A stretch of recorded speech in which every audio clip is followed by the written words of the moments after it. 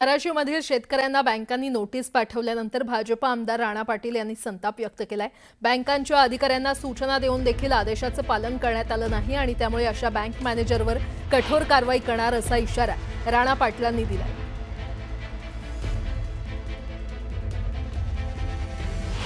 गेल्या आठवड्यातच collector LDM यांच्याबरोबर चर्चा झाली, त्यांना सूचना दिल्या होत्या आणि त्यांनी व्हिडिओ कॉन्फरन्सिंगद्वारे सर्व बँकेच्या मॅनेजर्सना स्पष्टपणे आदेशित केलेलं आहे की आता वसुली कुठल्याही प्रकारची करायची नाही। उलट जे अकाउंट होल्ड केलेले आहेत ते अनहोल्ड करून सर्वांना अनुदान जे आहे आता येणारं ते मिळावं या अनुषंगाने सक्त सूचना दिलेल्या आहेत। कुठल्याही बँक मॅनेजरने वसुलीच्या बाबतीत जर काही अडचण निर्माण केली किंवा आपले अकाउंट जे आहेत ते होल्ड केले तर एकदा मॅनेजरना स्पष्ट तुम्ही बोला आणि तरी अडचण आली तर जिल्हाधिकारी यांना आपल्या धाराशिवच्या तातडीने आपण एक मेसेज करा किंवा कॉल करा।